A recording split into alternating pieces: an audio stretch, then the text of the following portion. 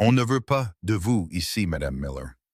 Ces mots ont frappé Eleanor comme une gifle alors qu'elle se tenait dans la rue poussiéreuse de Cedar Creek, son sac de voyage usé serré dans ses mains tremblantes. Trois femmes en robe empesée lui barraient le chemin, leur visage tordu de dégoût. Nous savons ce que vous êtes. Une femme comme vous n'a pas sa place dans une ville respectable. La poitrine d'Eleanor se serra, mais elle releva le menton. Je suis ici pour travailler, rien de plus. La plus grande des femmes se pencha, son souffle chargé de venin. Travailler? C'est comme ça qu'on appelle ça maintenant? Vous auriez dû rester d'où vous venez, avec les vôtres. Avant de continuer l'histoire d'Eleanor, abonnez-vous à notre chaîne et suivez cette aventure jusqu'à la toute fin. Dites-moi en commentaire depuis quelle ville vous nous regardez pour que je voie jusqu'où cette histoire a voyagé. Maintenant, voyons ce qui se passe ensuite. Eleanor Miller était arrivée à Cedar Creek avec 8 $ en poche et un passé qui la suivait comme une ombre dont elle ne pouvait se défaire. La diligence l'avait déposée devant le magasin général 3 heures plus tôt et déjà les chuchotements avaient commencé. Elle l'avait vu dans les regards de côté, l'avait entendu dans le silence soudain qui se faisait à son passage. « Excusez-moi », dit doucement Eleanor en contournant les femmes qui l'avaient interpellée. Elle ne leur donnerait pas la satisfaction de la voir pleurer, pas ici, pas maintenant. Elle se dirigea vers la pension de famille qu'elle avait repérée plus tôt, mais avant qu'elle ne puisse atteindre les marches, la propriétaire apparut sur le seuil. « Pas de chambre disponible », dit la femme d'un ton sec, bien qu'Eleanor puisse voir le panneau libre encore accroché à la fenêtre. « Je peux payer », dit Eleanor en attrapant sa petite bourse. « J'ai dit pas de chambre. » Eleanor resta là un instant, sentant le poids de tous les regards dans la rue. Elle avait 32 ans et elle avait appris que parfois, la seule façon d'avancer était de foncer. Elle se retourna et marcha vers la sortie de la ville, où elle avait remarqué un magasin de fournitures pour ranch. À l'intérieur, un homme au visage buriné et aux yeux bienveillants leva la tête de derrière le comptoir. « Je peux vous aider, madame? »« Je cherche du travail, » dit Eleanor sans détour. « Je sais cuisiner, nettoyer, coudre, m'occuper des animaux. Le dur labeur ne me fait pas peur. » L'homme l'étudia un long moment. « Vous êtes celle qui est arrivée avec la diligence du matin. »« Oui, monsieur. Les nouvelles vont vite dans une petite ville. C'est ce que je suis en train d'apprendre. » Il s'appuya contre le comptoir, songeur. « Il y a un homme à environ 5 miles au nord d'ici, Jack Walker. Il dirige le ranch de Silver Creek. Sa femme est morte il y a 2 ans et il a du mal à s'en sortir. Il refuse d'engager de l'aide, mais il marqua une pause et il en a besoin, qu'il le sache ou non. Est-ce qu'il me recevra? Je ne peux pas promettre qu'il ne vous chassera pas de sa propriété. Jack n'est pas ce qu'on peut appeler sociable ces temps-ci. Mais si vous arrivez à le faire écouter, il a besoin de quelqu'un qui peut travailler. Le ranch part à volo sans un entretien correct. » Eleanor hocha la tête. « Comment puis-je le trouver? » L'homme lui dessina une carte sommaire sur un morceau de papier brun. « Suivez la route du nord jusqu'à ce que vous voyiez le portail cassé avec le panneau de Silver Creek. Vous ne pouvez pas le manquer. »« Mais madame... » Il la regarda sérieusement. « Jack Walker est un homme dur. Le chagrin l'a endurci. Ne vous attendez pas à de la chaleur. »« Je n'attends rien d'autre qu'une chance de travailler, » dit Eleanor. Elle commença à marcher vers le nord alors que le soleil de l'après-midi tapait sans pitié. La route était poussiéreuse et défoncée, et ses chaussures n'étaient pas faites pour ce genre de voyage. Mais elle continua d'avancer. Elle n'avait nulle part où aller. Quand elle vit enfin le portail cassé, son cœur se serra. Les ranchs au-delà semblaient se rendre à la nature sauvage. Les clôtures s'affaissaient, les mauvaises herbes étouffaient, ce qui aurait dû être un potager, et la porte de la grange pendait de travers. Un homme travaillait près de l'enclos, le dos tourné. Il était grand, large d'épaules, se déplaçant avec l'efficacité délibérée de quelqu'un qui avait appris à tout faire seul. « Monsieur Walker », appela Eleanor. Il se retourna, et elle vit un visage qui aurait pu être beau avant que le chagrin n'y creuse de profondes ridées. Ses yeux avaient la couleur des nuages d'orage, et ils la balayèrent sans aucune chaleur. « Je n'achète rien aux vendeurs ambulants, et je n'accepte pas les visites de l'église, » dit-il, se retournant vers la clôture qu'il réparait. « Je ne suis ni l'un ni l'autre, » dit Eleanor en s'approchant. « Je cherche du travail. » Cela le fit se retourner à nouveau. « Du travail? Oui, je sais cuisiner, nettoyer, gérer une maison. Je suis doué avec les animaux. Le dur labeur ne me fait pas peur et je n'abandonne pas quand les choses deviennent difficiles. Jack Walker la dévisagea un long moment. Vous êtes cette femme de la ville, celle dont tout le monde parle. L'estomac d'Eleanor se noua, mais elle garda une voix ferme. Je suis Eleanor Miller, et oui, je suis sûr qu'il parle. Les gens parlent toujours. Mais je peux travailler, Monsieur Walker. C'est tout ce que je demande, une chance de travailler. Je n'ai pas besoin d'aide. Eleanor regarda délibérément autour du ranch. Avec tout le respect que je vous dois, monsieur, ce n'est pas ce que je vois. Quelque chose vacilla dans ses yeux, de la colère peut-être, ou la surprise qu'elle ose le contredire. Vous avez la langue bien pendue. La mienne est honnête, votre clôture tombe en morceaux, votre jardin est mort. Cette porte de grange est cassée depuis des mois, à en juger par les dégâts causés par les intempéries. Vous avez besoin d'aide, que vous vouliez l'admettre ou non. Et vous pensez être qualifié pour réparer mes clôtures? Non, mais je peux vous cuisiner des repas qui ne sortent pas d'une conserve. Je peux entretenir votre maison pour qu'elle ne ressemble pas à un endroit où l'espoir est venu mourir. Je peux vous libérer du temps pour que vous puissiez réparer ces clôtures vous-même. Et je peux faire tout ça pour le gîte, le couvert et 2 $ par semaine. La mâchoire de Jack se crispa. 2 $. J'en vaux 5, mais je suppose que vous ne pouvez pas vous permettre 5. Je peux me permettre de travailler pour 2 si cela signifie que j'ai un toit sur la tête et un travail honnête. Il l'étudia pendant ce qui sembla une éternité. Finalement, il parla. Vous dormirez dans la petite chambre à côté de la cuisine. Vous préparerez 3 repas par jour. Vous garderez la maison propre.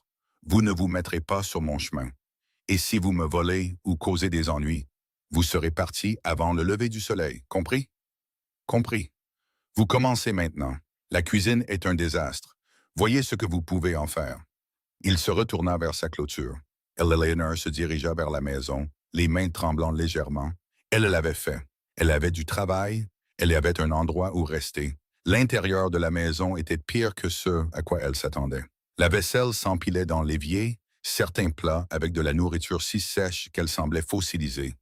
Le sol n'avait pas été balayé depuis des semaines. Des toiles d'araignée décoraient les coins. Mais Eleanor avait affronté pire. Elle retroussa ses manches et se mit au travail. 3 heures plus tard, Jack Walker entra et trouva sa cuisine transformée. La vaisselle était propre et empilée. Le sol brillait. Les fenêtres laissaient entrer une lumière qu'elle bloquait depuis des mois. Et quelque chose mijotait sur le poêle qui fit gargouiller son estomac. Qu'est-ce que c'est? Sa voix était bourrue. Du ragoût de bœuf. Il y avait de la viande dans votre garde-manger qui allait se gâter d'ici un jour. Alors je l'ai utilisé. Des légumes du marché de la ville. J'y suis retourné à pied et j'ai utilisé un peu de mon propre argent. Vous pourrez le déduire de mon premier salaire de la semaine. Jack fixa la marmite, puis elle. Vous avez fait 10 miles aller-retour cet après-midi? Le ranch avait besoin de nourriture. Je devais cuisiner. Ça me semblait simple. Il ne dit pas merci. Il s'assit simplement à table et Eleanor lui servit un bol. Elle le regarda prendre la première bouchée, vit quelque chose changer dans son expression. Pas tout à fait du plaisir, mais quelque chose comme la surprise que la nourriture puisse à nouveau avoir ce goût. C'est passable, dit-il. Eleanor faillit sourire. Venant de lui, elle soupçonnait que c'était un grand compliment. Elle mangea son propre repas debout au comptoir, puis elle s'excusa pour se rendre dans la petite chambre qu'il lui avait indiquée. Elle était à peine plus grande qu'un placard, avec un lit étroit et une seule fenêtre, mais elle était à elle. Elle s'allongea toute habillée et s'endormit en quelques minutes. Le lendemain matin, elle se réveilla avant l'aube et prépara le café quand Jack descendit. Il s'arrêta sur le seuil, ne s'attendant manifestement pas à cela. « Café », dit-elle simplement, en lui versant d'une tasse. Il la prit sans un mot et sortit. Eleanor prépara le petit déjeuner, des œufs, du bacon, du pain frais qu'elle avait réussi à faire malgré le mauvais état des fournitures de cuisine. Quand il revint, il mangea sans parler, mais elle remarqua qu'il terminait chaque bouchée. Cela devint leur routine. Eleanor travaillait d'avant le lever du soleil jusqu'après la tombée de la nuit. Elle nettoyait, cuisinait, organisait, réparait ce qu'elle pouvait. Jack lui parlait à peine. Il mangeait ses repas, dormait dans la maison qu'elle tenait propre et agissait autrement comme si elle était invisible. Une semaine passa, puis 2. Le 15e jour, Eleanor était dans la cour en train d'étendre le linge quand elle entendit des chevaux approcher. 3 hommes arrivèrent à cheval et elle reconnut le plus grand de la ville. Il possédait le ranch voisin de celui de Jack. Madame Miller, dit l'homme en inclinant son chapeau avec une courtoisie exagérée. Je suis Marcus Hendricks. J'ai entendu dire que Jack Walker s'était engagé de l'aide. Monsieur Walker avait besoin d'une aide ménagère, dit Eleanor prudemment. Puis-je vous aider en quelque chose? En fait, je suis venu parler à Jack de la vente. Vous l'avez vu dans le coin. Il vérifie le pâturage nord. Eh bien, peut-être que vous pouvez lui transmettre un message. Dites-lui que Marcus est prêt à faire une offre très généreuse pour cet endroit. Vraiment généreuse. Plus que ce qu'il vaut, à vrai dire. Je lui dirai que vous êtes avancé. Faites ça. Hendricks se pencha sur sa selle. Vous savez, Madame Miller, les gens en ville se demandent pourquoi une femme comme vous s'enterrerait ici avec un homme comme Jack Walker. Ça les rend curieux. Eleanor le regarda droit dans les yeux. Alors les gens en ville ont besoin de trouver des moyens plus productifs de passer leur temps. Hendricks rit, mais il n'y avait aucune gaieté dans son rire. Vous avez du crâne. J'aime ça. Mais le feu peut brûler une personne si elle ne fait pas attention. Souvenez-vous de ça. Ils partirent et Eleanor resta là avec son panier de linge, le cœur battant. Quand Jack revint 1 heure plus tard, elle lui raconta la visite. Hendricks veut acheter le ranch. L'expression de Jack s'assombrit. C'est la 3e fois qu'il demande. Pourquoi voudrait-il s'éteindre à ce point? Il y a un ruisseau qui traverse ma propriété, Silver Creek. Le ranch porte son nom. Pendant les années sèches, c'est la seule source d'eau fiable à des kilomètres à la ronde. Si Hendricks le contrôlait, il pourrait faire payer l'accès à tous les éleveurs du territoire. Il les posséderait tous. Donc vous ne vendrez pas. Jamais. Eleanor hocha la tête. Alors il essayera probablement autre chose. Jack la regarda vivement. Que voulez-vous dire? Les hommes comme lui n'acceptent pas un non comme réponse. S'il ne peut pas acheter le ranch, il essaiera de vous rendre assez désespéré pour le vendre. Il va... Vous semblez en savoir beaucoup sur les hommes comme lui, l'interrompit Jack, la voix froide. Eleanor sentit la piqûre familière du jugement. Je connais les hommes qui prennent ce qu'ils veulent, peu importe qui est blessé. Oui, ils se regardèrent un long moment. Finalement, Jack détourna les yeux. Vous devriez rentrer, dit-il. Eleanor obéit, mais elle sentait la tension crépiter entre eux comme de l'électricité avant un orage. Ce soir-là, elle faisait la vaisselle quand Jack entra dans la cuisine. Il se versa du café et s'assit à table, ce qui était inhabituel. D'habitude, il prenait son café dehors. La ville parle du fait que vous êtes ici, dit-il brusquement. J'en suis sûr. Ils disent des choses sur les raisons pour lesquelles je vous ai engagé, sur le genre d'arrangement que nous avons. Les mains d'Eleanor s'immobilisèrent dans l'eau de vaisselle. Et que voulez-vous que je fasse à ce sujet, Monsieur Walker? Que je parte? Je veux savoir si ça vous importe. Elle se tourna pour lui faire face. Ce qui m'importe, c'est d'avoir un travail et un endroit où dormir. Ce qui m'importe, c'est de faire du bon travail. Je ne me soucie plus de ce que les gens disent de moi. J'ai appris il y a longtemps que les gens croiront ce qu'ils veulent croire, quelle que soit la vérité. Quelle est la vérité? Demanda Jack doucement. À propos de quoi? À propos de vous. Pourquoi vous êtes venu ici? À propos de ce qui s'est passé pour qu'une ville entière décide que vous n'étiez pas digne de marcher dans ces rues. Eleanor s'essuya les mains sur son tablier. La vérité, c'est que j'étais marié à un homme très respecté dans notre communauté. La vérité, c'est qu'il était aussi un homme cruel qui me faisait du mal d'une manière qui ne laissait pas de cicatrices visibles. La vérité, c'est que lorsque j'ai finalement trouvé le courage de le quitter, il a dit à tout le monde que j'étais infidèle, instable, une femme aux mœurs légères. La vérité, c'est que les gens l'ont cru parce qu'il était charmant et que je n'étais que sa femme. La vérité, c'est qu'il a bu jusqu'à en mourir 6 mois après mon départ et que d'une manière ou d'une autre, c'est aussi devenu ma faute. Et la vérité, c'est que je suis venu ici parce que j'avais besoin d'aller quelque part où personne ne connaissait sa version de l'histoire. Mais apparemment, les histoires voyagent plus vite que les diligences. Jack resta silencieux un long moment. Est-ce qu'il vous frappait? Entre autres choses. Et vous l'avez quitté quand même, même en sachant ce que les gens diraient. Je l'ai quitté parce que rester m'aurait tué, peut-être pas mon corps, mais tout ce qui faisait de moi ce que je suis. Alors oui, Je suis parti, et je le referai. Jack se leva, se dirigea vers la fenêtre, regarda l'obscurité. Ma femme est morte de la fièvre il y a 2 ans ce mois-ci. Le docteur a dit qu'on ne pouvait rien faire, mais je n'arrête pas de penser que si j'avais remarqué plus tôt, si j'avais fait quelque chose de différent, il s'arrêta. Les gens en ville pensent que j'aurais dû tourner la page maintenant, recommencer à courtiser. Ils ne comprennent pas que je ne peux pas. Mais chaque fois que j'essaie de penser à l'avenir, tout ce que je vois, c'est le pays. Le deuil ne suit l'horaire de personne d'autre, dit doucement Eleanor. Non, en effet.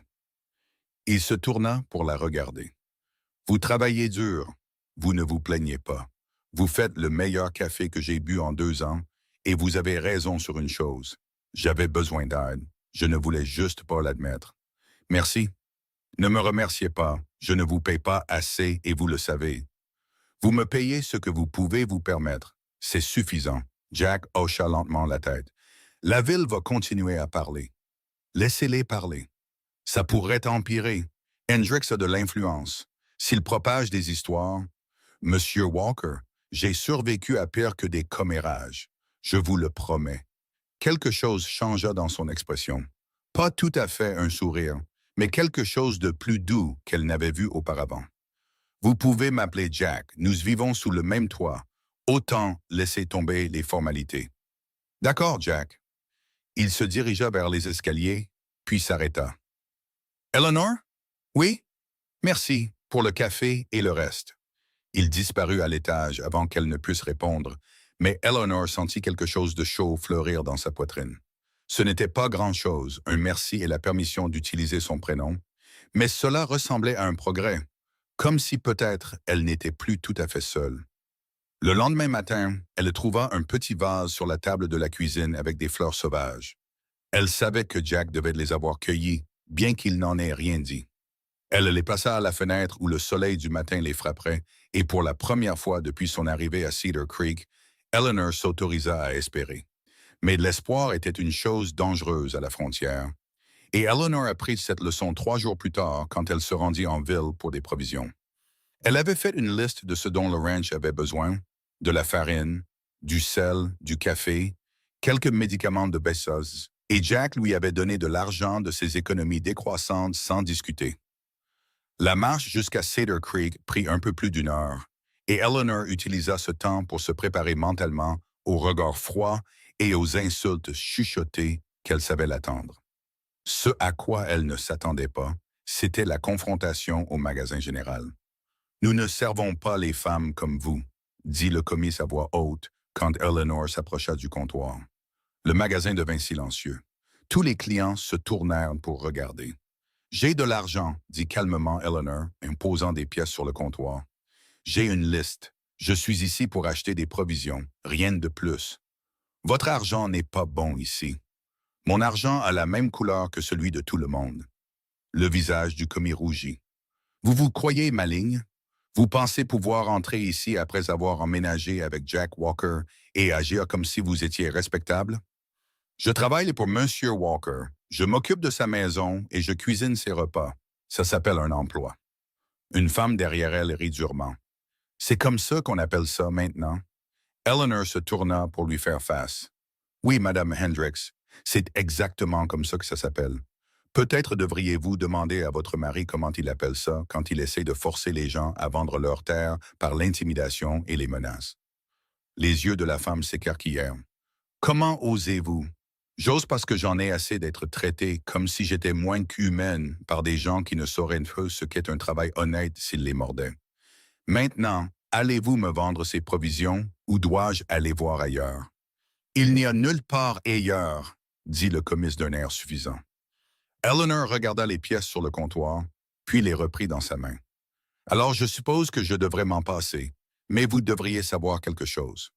Quand le ranch de Jack Walker réussira, et il réussira, il se souviendra de qui a refusé de faire affaire avec lui. Ce territoire grandit, des gens s'installent, et ils auront tous besoin de provisions. Vous devriez peut-être réfléchir à si vous pouvez vous permettre de refuser des clients sur la base de commérage. » Elle sortit la tête haute, mais à l'intérieur, son cœur battait la chamade. Elle venait d'aggraver les choses pour elle-même, et elle le savait. Le chemin du retour au ranch sembla plus long que l'aller. Quand elle arriva les mains vides, Jack était dans la cour en train de fendre du bois. Il leva les yeux, vit son visage et posa la hache. Qu'est-ce qui s'est passé? Ils n'ont pas voulu me vendre. La mâchoire de Jack se crispa.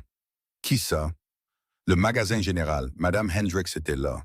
Elle a fait des commentaires et j'ai dit des choses que je n'aurais probablement pas dû. Je suis désolé. J'ai rendu les choses plus difficiles pour vous. Jack ramassa sa hache, mais au lieu de retourner au bois, il se dirigea vers la grange d'Ormappen. Montez dans le chariot. Quoi? Montez dans le chariot, Eleanor. Nous allons en ville. Jack, vous n'êtes pas obligé de... J'ai dit, montez dans le chariot. 20 minutes plus tard, ils s'arrêtèrent devant le magasin général. Jack sauta à bas du chariot et tendit la main pour aider Eleanor à descendre. Sa prise était ferme et chaude, et il ne la lâcha pas alors qu'ils franchissaient la porte ensemble. Les yeux du commis s'écarquillèrent. « Monsieur Walker, je ne m'attendais pas à... »« Vous avez refusé de servir mon employé, » dit Jack, sa voix dangereusement calme. « C'est la même chose que de me refuser le service à moi. »« Monsieur, je ne faisais que... Je me fiche de ce que vous faisiez. Eleanor vous a donné une liste. Remplissez-la. Maintenant. » Le commis regarda nerveusement autour de lui, espérant clairement que quelqu'un le soutiendrait. Mais les autres clients trouvèrent soudain leurs chaussures fascinantes. « Monsieur Walker, le problème c'est que... » Jack se pencha sur le comptoir. « Le problème, c'est que je fais affaire avec ce magasin depuis 8 ans. Je n'ai jamais manqué un paiement. Je n'ai jamais causé de problème. Et maintenant, vous me dites que mon argent n'est pas assez bon parce que j'ai engagé une femme pour cuisiner mes repas? C'est ça que vous me dites? Ce n'est pas une question d'argent. C'est toujours une question d'argent. Maintenant, remplissez la commande ou j'irai faire mes affaires au nouveau comptoir commercial qu'ils construisent à Willow Creek. Et je dirai à tous les éleveurs dans un rayon de 50 miles de faire de même. » Le commis déglutit difficilement. « Ce n'est pas nécessaire, monsieur. » Alors remplissez la commande. 10 minutes plus tard, ils chargeaient les provisions dans le chariot. Les mains d'Eleanor tremblaient légèrement alors qu'elle remontait sur le siège. « Vous n'aviez pas à faire ça, » dit-elle doucement. Jack claqua les rênes. « Si, je le devais. » Ils roulèrent en silence pendant un moment. Puis Eleanor parla de nouveau. « Ils vont vous rendre les choses plus difficiles maintenant. Hendricks et les autres, ils vont... » « Laissez-les essayer. »« Jack, je suis sérieuse. J'ai vu comment ça marche. Ils vont répandre plus de rumeurs. Ils essayeront de vous isoler. Ils vont... »« Eleanor, vous travaillez plus dur que n'importe quelle 3 personnes que je connais. Vous avez transformé ma maison d'un tombeau en un foyer. Vous cuisinez des repas qui me rappellent ce que c'est que de vouloir vraiment manger. Et vous avez fait tout ça pour 2 $ par semaine parce que vous aviez besoin de travail et que j'avais besoin d'aide. Pas question que je laisse une bande de commères à l'esprit étroit vous punir d'être compétente. » Eleanor sentit des larmes lui piquer les yeux, mais elle les refoula. « Merci. Ne me remerciez pas encore.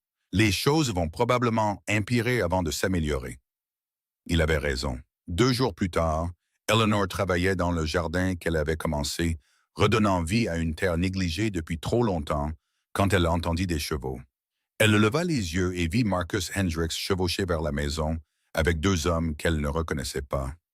Elle se leva, époussetant la terre de ses mains, et alla à leur rencontre. Jack était dans la grange et elle ne voulait pas encore l'appeler. Peut-être que ce n'était rien. Peut-être que Hendricks ne faisait que passer. Mais elle savait que non. « Madame Miller, » dit Hendricks en descendant de cheval, « vous travaillez dur, je vois. C'est pour ça que je suis payé. À ce propos, j'ai réfléchi à notre dernière conversation sur la façon dont vous gaspillez vos talents ici, sur ce ranch en faillite. » Il sourit, mais son sourire n'atteignit pas ses yeux. « Je pourrais utiliser quelqu'un comme vous chez moi. Quelqu'un qui sait travailler. Je vous paierai 5 $ par semaine, gîte et couvert inclus. Un meilleur logement que ce que vous avez ici. Je ne suis pas intéressé. Vous n'avez pas encore entendu toute mon offre. 6 $. Et je ne vous ferai pas faire toute la cuisine et le ménage vous-même. Vous superviseriez d'autres employés. C'est un poste avec un vrai respect, Madame Miller. Pas comme cet arrangement que vous avez avec Walker. J'ai dit que je ne suis pas intéressé. » Le sourire de Hendricks s'effaça. Vous faites une erreur. Jack Walker peut à peine faire tourner ce ranch. Il est à une mauvaise saison de tout perdre. Et quand ça arrivera, où serez-vous? De nouveau à la rue, sans nulle part où aller. Si ça arrive, je m'en occuperai. Mais ça n'arrivera pas. Vous semblez bien sûr de vous pour une femme dans votre position. Et vous semblez bien intéressé par mon emploi pour un homme qui prétend offrir de meilleures opportunités. Si votre offre était sincère, vous n'auriez pas besoin d'insulter ma situation actuelle pour la faire paraître attrayante. Un des hommes avec Hendrix rit, puis étouffa rapidement son rire par une toux.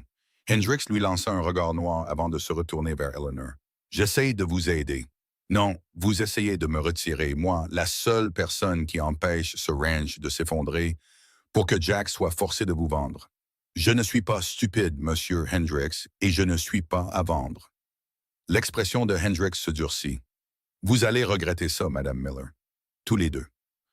C'est à ce moment que Jack sortit de la grange avec un fusil.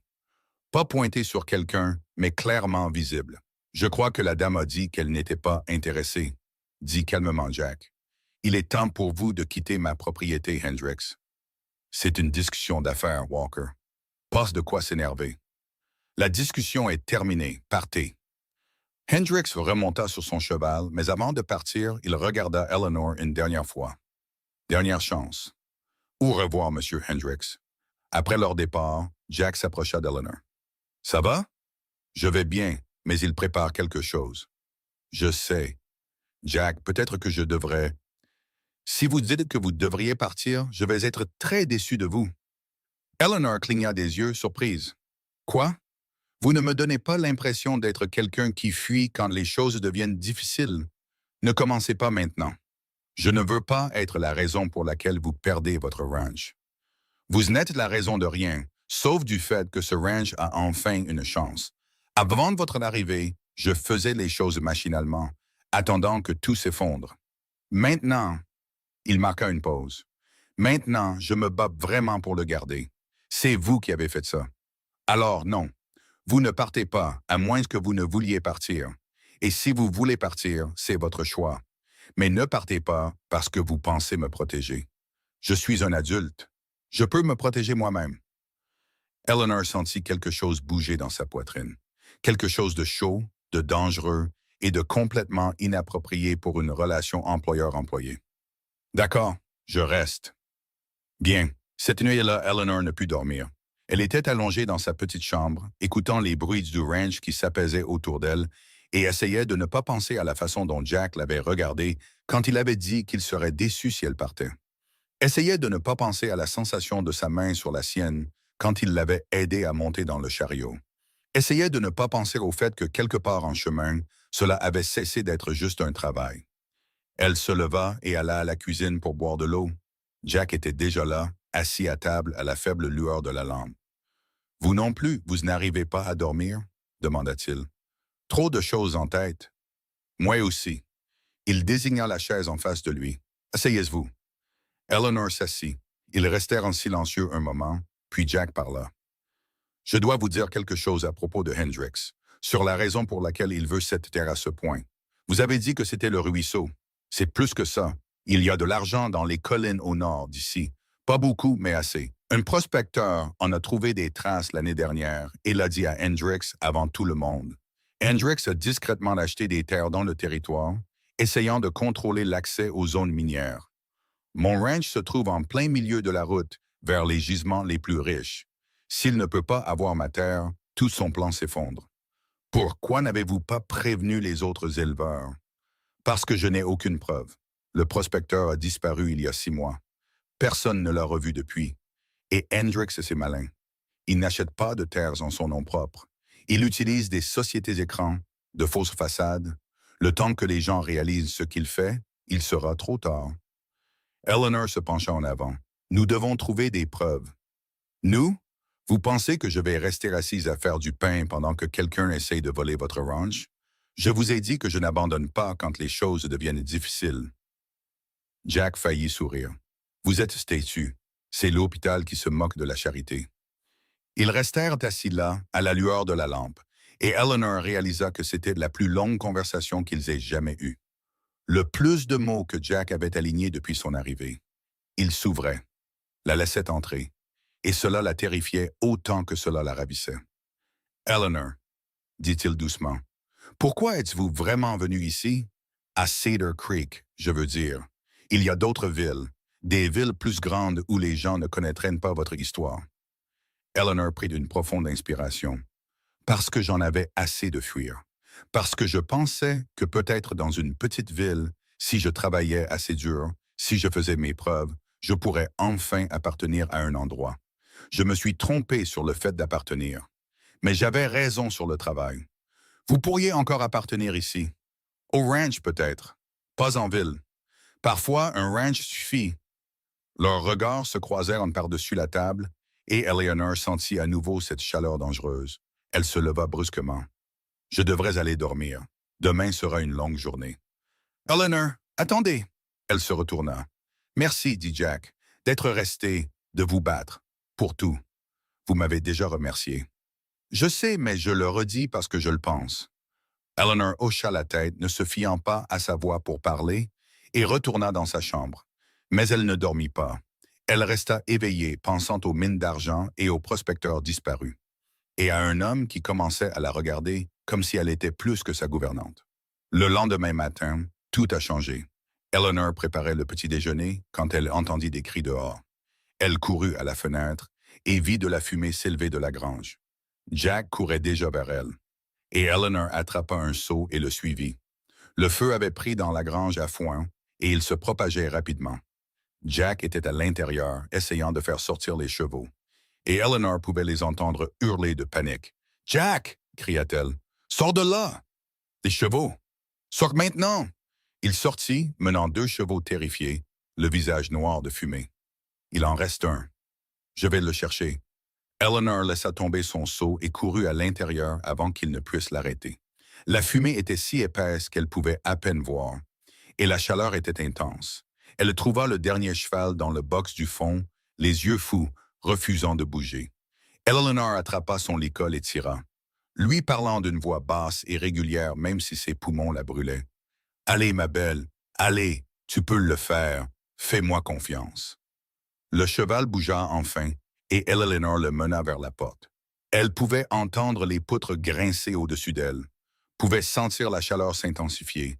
Ils étaient presque sortis quand une partie du toit s'effondra derrière eux, faisant pleuvoir des étincelles et du foin en feu. Ils sortirent en trombe de la grange, à l'air frais, et Eleanor tomba à genoux, toussant violemment. Jack fut là immédiatement, l'éloignant du bâtiment, alors que d'autres parties du toit s'effondraient. « Mais qu'est-ce qui vous a pris ?» demanda-t-il. « Ce n'est pas moi, demanda-t-il, mais ses mains étaient douces alors qu'il vérifiait si elle avait des brûlures. « Je pensais que vous aviez besoin de ce cheval, » réussit à dire Eleanor entre 2 quintes de tout. « J'avais besoin que vous ne mouriez pas, espèce d'inconsciente. De même pour vous. » Ils se regardèrent, tous deux couverts de suie, tous deux respirant fort, et puis soudain, Jack la prit dans ses bras. Eleanor se figea un instant, puis enroula ses bras autour de lui, sentant son cœur battre contre sa poitrine. « Ne refaites plus jamais ça, dit-il dans ses cheveux. N'entrez plus jamais dans un bâtiment en feu. Et je n'aurais pas à le faire. » Il recula juste assez pour la regarder. « Eleanor, l'incendie n'était pas un accident, l'interrompit-elle. Regardez comment il a commencé, directement dans la grange à foin, et il s'est propagé trop vite. Quelqu'un l'a allumé. » L'expression de Jack s'assombrit. « Hendrix, nous ne pouvons pas le prouver. »« Je sais. » Il regarda la grange en feu, les mois de travail et les provisions irremplaçables qui partaient en fumée. « Mais je sais que c'était lui. » Eleanor toucha son bras. « Nous reconstruirons. » « Avec quel argent? Cette grange contenait la moitié de mon fourrage d'hiver. Les outils que je ne peux pas remplacer. On trouvera une solution. Ensemble. » Jack regarda sa main sur son bras, puis son visage. Ensemble. Ce n'était pas une question. C'était une promesse. Et c'est là qu'Eleanor sut qu'elle avait de sérieux ennuis. Parce que quelque part, en chemin, elle était tombée amoureuse de Jack Walker. Et tout allait devenir beaucoup plus compliqué. Les ennuis arrivèrent plus vite que prévu. Dès le lendemain matin, lorsque le banquier de Cedar Creek arriva avec des papiers à la main et de mauvaises nouvelles sur le visage. « Monsieur Walker, je dois vous parler de votre prêt, » dit le banquier, sans même descendre de son cheval. Jack sortit des restes de la grange incendiée, le visage déjà durci. « Mon paiement n'est pas dû avant 3 semaines, Morrison.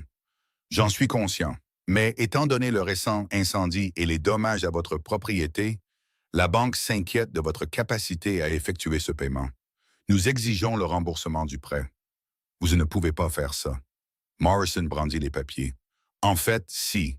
Il y a une clause sur les dommages matériels qui nous permet d'exiger un remboursement immédiat si la garantie est considérablement compromise. Votre grange était de la garantie, Walker. » Eleanor s'avança. Comme c'est pratique que la banque se souvienne soudainement de cette clause juste après un incendie. Les yeux de Morrison se tournèrent vers elle, puis de nouveau vers Jack. Le moment est malheureux, mais la politique est claire. « Hendricks vous a poussé à faire ça, » dit Jack sans détour. « Je ne sais pas de quoi vous parlez. La banque prend ses propres décisions. Hendricks possède 20% de votre banque. J'ai vérifié les registres l'année dernière quand j'ai contracté le prêt. Ne restez pas là à me dire qu'il ne tire pas les ficelles. » Le visage de Morrison rougit. « Vous avez 2 semaines pour rembourser la totalité du montant. 1800 $. Si vous ne pouvez pas, la banque saisira la propriété et la vendra aux enchères. 1800 $ en 2 semaines, c'est impossible, et vous le savez. Alors je vous suggère de commencer à faire vos bagages. » Morrison fit demi-tour et s'éloigna. Eleanor regarda Jack. « Combien avez-vous? »« En liquide? Peut-être 300. Je pourrais vendre du bétail, mais pas assez pour combler la différence. Pas en 2 semaines. Alors nous devons trouver un autre moyen. » « Il n'y a pas d'autre moyen, Eleanor. Il m'a piégé. » Non, la voix d'Eleanor était ferme. « Il pense qu'il vous a piégé. C'est différent. » Jack se tourna pour la regarder, une lueur d'espoir dans les yeux. « À quoi pensez-vous? »« Je pense à ce que vous m'avez dit, à propos de l'argent, du prospecteur qui a disparu. Si nous pouvions trouver la preuve que Hendricks mène une escroquerie foncière, nous pourrions le dénoncer. La banque devrait reculer. C'est un grand si. Avez-vous une meilleure idée? » Jack resta silencieux un moment. « Non. Alors mettons-nous au travail. » Ils passèrent le reste de la journée à fouiller dans les papiers de Jack, cherchant tout ce qui pourrait relier Hendricks au prospecteur disparu ou aux achats de terme. Les yeux d'Eleanor la brûlaient à force de lire des documents délavés à la lueur de la lampe, mais elle continua. « Attendez, dit-elle soudain. Ce transfert de propriété, c'est pour le ranch McCready, celui qui borde le vôtre à l'est. Il est dit qu'il a été vendu à quelque chose appelé Silver Mountain Holdings. Et alors? Alors c'est la 3e propriété que je vois transférer à Silver Mountain Holdings. Et regardez les dates, toutes dans les 6 mois les unes des autres. Toutes les des propriétés qui bordent la vôtre ou donnent accès aux collines du Nord. » Jack se pencha par-dessus son épaule. « Silver Mountain, ce n'est pas subtil. Les hommes comme Hendricks le sont rarement. Ils se croient trop puissants pour se faire prendre. » Eleanor sortit un autre document. « Ici, c'est une évaluation de propriété de l'année dernière. Elle liste Silver Mountain Holdings comme étant détenu par... » Elle s'arrêta. « Détenu par qui? » « Ça ne le dit pas. Le propriétaire est listé comme une fiducie avec un cabinet d'avocats à Denver comme administrateur. C'est une impasse. » « Peut-être pas. Le cabinet d'avocats devrait déposer des documents. Si nous pouvions aller à Denver, nous pourrions... » « Denver est à 4 jours de cheval. Je n'ai pas 4 jours, Eleanor. Je n'ai même pas 2 semaines. » Eleanor posa les papiers, la frustration montant en elle. « Alors nous trouverons un autre moyen. Nous irons voir les autres éleveurs. Nous leur dirons ce que Hendricks fait. S'ils se serrent tous les coudes, ils ne me croiront pas. La moitié d'entre eux pensent déjà que je suis fou de vous avoir engagé. Ils ne vont pas risquer leurs propres affaires sur ma parole. Alors nous les ferons croire. » Nous... Un coup à la porte l'interrompit. Jack se tendit, attrapant le fusil qu'il avait commencé à garder près de lui depuis l'incendie. Mais quand il ouvrit la porte, ce n'était ni Hendricks ni ses hommes. C'était Sarah Perkins, la veuve qui possédait le petit ranch à 5 miles au sud. « Madame Perkins, » dit Jack, surpris, « qu'est-ce qui vous amène ici si tard? » Sarah regarda par-dessus son épaule vers Eleanor, puis de nouveau vers lui. « J'ai entendu parler de l'incendie et du fait que la banque a exigé le remboursement de votre prêt. J'ai aussi entendu d'autres choses. Des choses que je pense que vous devriez savoir. Entrez, dit rapidement Eleanor. Sarah entra, se tordant les mains nerveusement. Je ne devrais pas être ici. Si quelqu'un découvre que je vous ai parlé, personne ne le saura, l'assura Jack. Qu'avez-vous entendu? Hendrix était venu me voir la semaine dernière. Il a dit qu'il voulait acheter ma terre. Il m'a offert le double de ce qu'elle vaut. Quand j'ai dit non, il m'a dit que je le regretterais. 2 jours plus tard, 3 de mes bêtes ont été retrouvées mortes, empoisonnées. Le souffle d'Eleanor se coupa. L'avez-vous signalé au shérif? Le shérif travaille pour Hendrix. Tout le monde le sait. Non, je ne l'ai pas signalé. J'ai enterré mon bétail et je surveille mes arrières depuis. Sarah regarda Jack. Mais ensuite, j'ai entendu parler de votre grange et j'ai réalisé qu'il vous faisait la même chose. Il essaie de nous forcer à partir. Combien d'autres éleveurs a-t-il approché? Demanda Jack. Au moins 4 que je connaisse. Les Anderson ont vendu le mois dernier. Les chênes ont tenu bon, mais leur puits s'est mystérieusement asséché. Ils sont partis il y a 3 semaines. Il ne reste que moi, vous et la famille Martinez. Et j'ai entendu dire qu'il leur mettait de la pression aussi. Jack fit les 100 pas dans la cuisine. S'il obtient toutes nos terres, il contrôle tout d'ici au contrefort. Il ne s'agit pas seulement de contrôle, dit lentement Eleanor. Les pièces du puzzle s'assemblaient dans son esprit. C'est à propos de l'argent. Il a besoin d'un chemin dégagé pour transporter le minerai. Nos ranchs sont sur le chemin. Sarah fronça les sourcils. Quel argent? Eleanor et Jack échangèrent un regard. Puis Jack lui raconta tout. Le prospecteur, les gisements d'argent, les sociétés écrans. Quand il eut fini, Sarah s'assit lourdement. Mon Dieu, il planifie ça depuis plus d'1 an. Nous devons l'arrêter, dit Eleanor. Tous ensemble. Si nous pouvons prouver ce qu'il fait, avec quelle preuve? L'interrompit Sarah. Vous avez dit vous-même que le prospecteur a disparu. Les registres fonciers sont enfouis dans des fiducies légales. Quelle preuve avons-nous qui convaincrait qui que ce soit? L'esprit d'Eleanor s'emballa. Le prospecteur ne s'est pas volatilisé. Quelqu'un sait ce qui lui est arrivé. Nous devons trouver des gens à qui il a parlé, des endroits où il a séjourné, tout ce qui le relie à Hendrix. Ça pourrait prendre des semaines, dit Jack. Alors nous ferions mieux de commencer maintenant. Sarah se leva. Je connais quelqu'un qui pourrait aider. Le vieux Tom Brennan. Il tient de la pension de famille à Willow Creek. Tous les prospecteurs du territoire y séjournent un jour ou l'autre.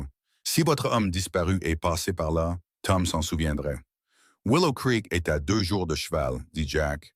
Alors l'un de nous ferait mieux de commencer à chevaucher. Eleanor le regarda. J'irai. Absolument pas. Jack, vous devez rester ici et protéger le ranch. Si Hendrix soupçonne que nous enquêtons, il frappera à nouveau. Et Madame Perkins ne peut pas y aller. Elle doit aussi protéger sa propriété. Je ne vous envoie pas seul dans le territoire avec les hommes de Hendrix partout. Alors venez avec moi. Nous partirons ce soir. On chevauche vite. On y sera demain soir. À l'Eleanor. Nous manquons de temps et d'options. C'est notre meilleure chance. Jack regarda Sarah qui hocha la tête. Elle a raison. Et je peux surveiller votre ranch pendant votre absence. Gardez un œil sur les choses. Jack ferma brièvement les yeux puis les rouvrit. D'accord, nous partons dans 1 heure. Bagages légers. 1 heure plus le pas. Eleanor se retrouva à cheval, chevauchant dans l'obscurité aux côtés de Jack Walker. La lune était haute et brillante, projetant des ombres sur la prairie, et l'air était assez froid pour voir son souffle. « Vous avez déjà chevauché aussi loin? » demanda Jack. « Non, mais j'apprends que je peux faire beaucoup de choses que je n'aurais jamais cru possibles. » Ils chevauchèrent en silence pendant un moment. Puis Jack parla de nouveau. « Eleanor, si ça ne marche pas, si nous ne trouvons pas de preuves et que je perde le ranch, que ferez-vous? Je ne sais pas. Je trouverai un autre travail quelque part, je suppose. Vous pourriez venir avec moi où que j'aille. » Le cœur d'Eleanor s'emballa. « Jack, je sais que ce n'est pas convenable. Je sais que les gens parleraient, mais je m'en fiche maintenant. Ces dernières semaines, vous avoir au ranch, travailler à vos côtés, vous parler, ça m'a rappelé ce que c'est que de ne pas être seul. Et je ne veux pas retourner à la solitude. Ce n'est pas le moment pour cette conversation. Quand est-ce le moment? Après que j'aurai tout perdu, Après que vous serez parti pour une autre ville et que je ne vous reverrai plus jamais, il arrêta son cheval et Eleanor fit de même. J'ai besoin que tu saches, avant que quoi que ce soit n'arrive, j'ai besoin que tu saches que tu comptes pour moi. Plus que le ranch, plus que tout. Eleanor sentit des larmes lui piquer des yeux. Tu ne sais pas ce que tu dis. Tu es stressé et effrayé et... Je suis amoureux de toi. Les mots restèrent suspendus dans l'air froid de la nuit entre eux. Eleanor ne pouvait plus respirer, ne pouvait plus penser. Je sais que je n'ai aucun droit de le dire, continua Jack. Je sais que je vais probablement tout perdre de toute façon, mais je ne pouvais pas laisser passer un autre jour sans te le dire. Je t'aime, Eleanor Miller. Je crois que j'ai commencé à t'aimer le jour où tu t'es tenu dans ma cour et que tu m'as dit que mon ranch ressemblait à un endroit où l'espoir était venu mourir. Jack, tu n'as rien à dire. J'avais juste besoin que tu le saches. Eleanor guida son cheval plus près du sien jusqu'à ce que leurs jambes se touchent presque. Tu es un idiot. Il cligna des yeux. Quoi?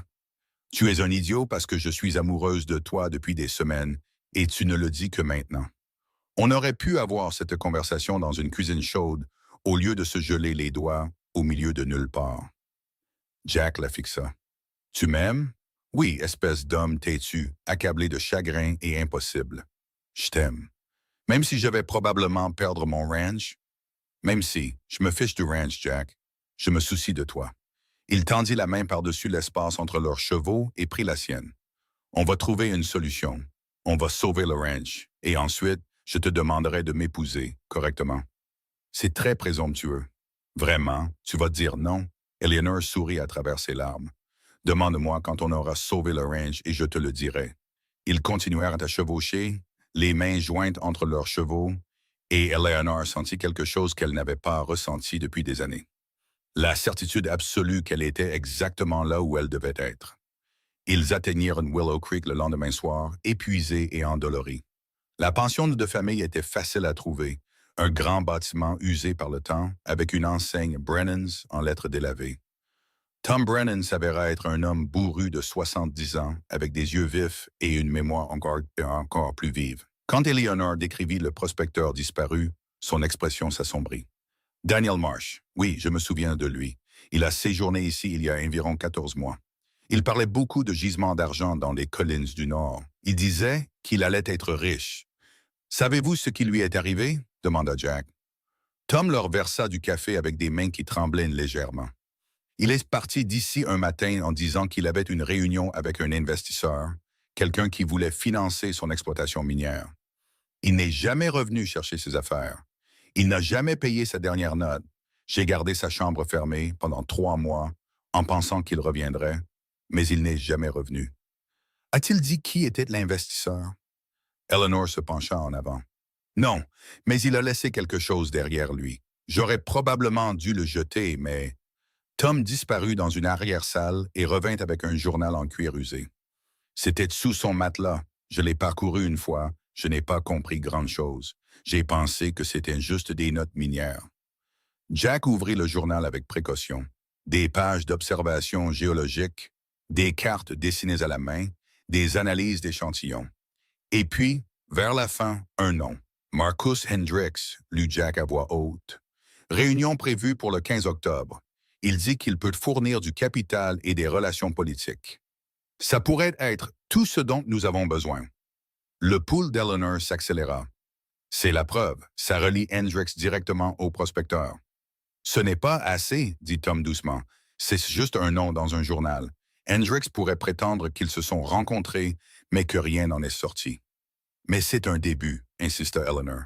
Si nous pouvons montrer que Hendricks ait rencontré Marsh juste avant sa disparition... Il y a plus, interrompit Tom. Environ 2 semaines après la disparition de Marsh, un homme est venu ici poser des questions. Un grand gaillard, il travaillait pour Hendricks. Je l'avais vu en ville. Il voulait savoir si Marsh avait laissé quelque chose derrière lui. Je lui ai dit non, je ne lui faisais pas confiance. Jack ferma le journal. On peut prendre ça? Prenez-le. Faites ce que vous avez à faire.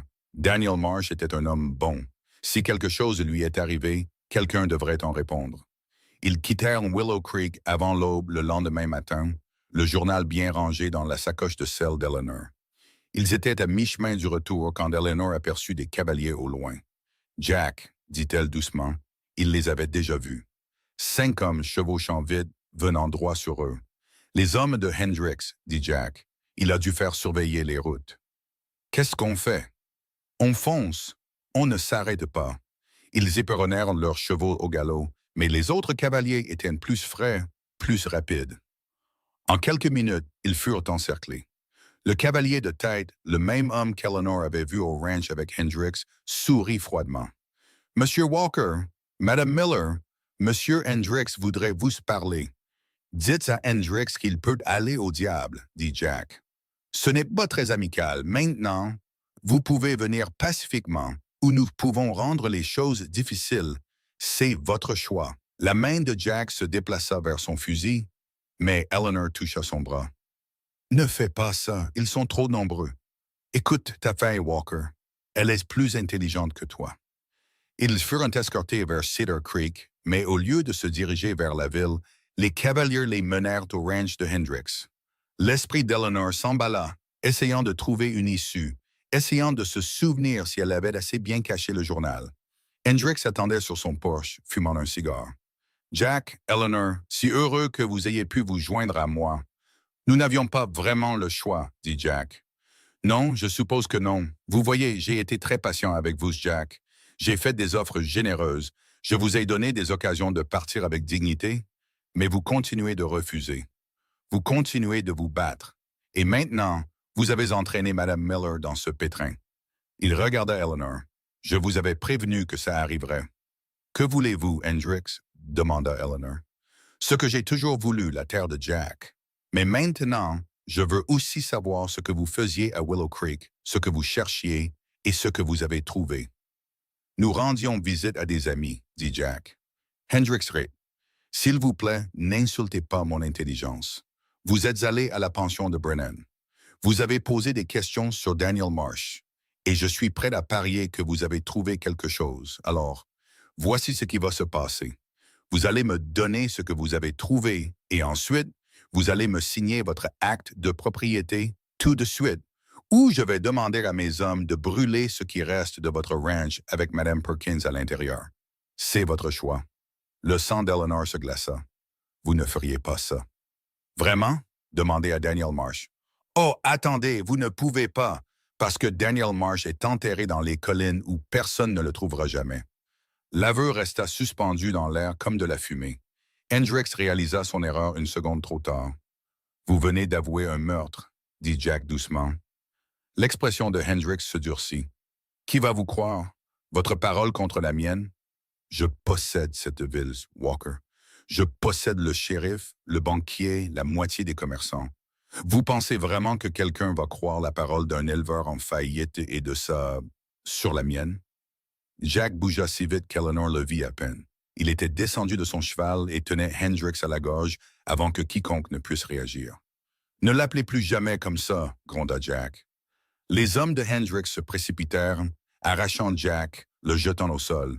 Eleanor cria et essaya de l'atteindre, mais des mains attrapèrent ses bras, la retinrent. Hendrix rajusta son col, le visage rouge de rage. « Tu viens de faire ta dernière erreur, Walker. » C'est alors que le coup de feu retentit. Tout le monde se figea. Le coup de feu venait de la crête derrière la maison de Hendrix, et pendant un instant, personne ne bougea. Puis une voix appela depuis les rochers au-dessus. « Laissez-les partir, Hendrix, maintenant. » Le cœur d'Eleanor bondit. C'était Sarah Perkins, et elle n'était pas seule. Derrière elle se tenaient au moins une douzaine de cavaliers, des éleveurs du territoire, tous armés, tous regardant Hendrix avec des yeux durs. « Qu'est-ce que c'est? » balbutia Hendrix en relâchant Jack. « L'heure des comptes a sonné, » cria Sarah d'en haut. « Nous avons tout entendu. Tes aveux sur Daniel Marsh, tes menaces, tout. » Un des cavaliers s'avança, le juge de circuit qui voyageait entre des territoires. « Marcus Hendrix, je vous place en état d'arrestation pour le meurtre de Daniel Marsh et complot en vue de commettre une fraude. » « Vous ne pouvez rien prouver, » dit Hendrix, mais sa voix avait perdu de son assurance. Eleanor sortit le journal de sa sacoche et le brandit. « Daniel Marsh a tout documenté. Ses réunions avec vous, ses découvertes sur l'argent, et ses éleveurs viennent de vous entendre avouer son meurtre de leurs propres oreilles. Le visage de Hendricks devint blanc. C'est irrecevable. Vous n'avez aucune autorité ici, Juge Patterson. J'ai toute l'autorité dont j'ai besoin et j'ai 12 témoins qui vous ont entendu menacer de brûler un ranch avec une femme à l'intérieur. C'est une tentative de meurtre, Hendricks. Ajoutez ça à la liste. Les hommes de Hendricks reculaient lentement, ne voulant manifestement rien avoir à faire avec ça. L'homme de tête leva les mains. Nous ne sommes que des employés. Nous n'étions au courant d'aucun meurtre. Alors baissez vos armes et écartez-vous, ordonna le juge. Ils obéirent. En quelques minutes, Hendricks était en état d'arrestation, les mains liées, son empire s'effondrant autour de lui. Jack prit Eleanor dans ses bras et elle enfouit son visage dans sa poitrine, tremblante. « C'est fini, murmura-t-il. C'est enfin fini. » Mais Eleanor savait que non. La menace immédiate était peut-être partie, mais ils avaient toujours le prêt bancaire, la grange incendiée, l'hiver qui approchait sans fourrage pour le bétail. L'arrestation de Hendricks ne résolvait pas tout. Sarah descendit de la crête avec les autres éleveurs. « Nous sommes venus dès que le voisin de Jack vous a vu être emmené. Il a chevauché jusqu'à chez moi. J'ai rassemblé tous ceux en qui je pouvais avoir confiance. Je suis désolé que ça ait pris si longtemps. Vous nous avez sauvé la vie, dit Eleanor. Vous nous avez tous sauvés. Si Hendricks avait eu la terre de Jack, nous aurions tous été les suivants. » Sarah regarda le juge. « Et le prêt bancaire? » Morrison agissait sur les ordres de Hendricks. Peut-on contester cela? Le juge Patterson hocha lentement la tête.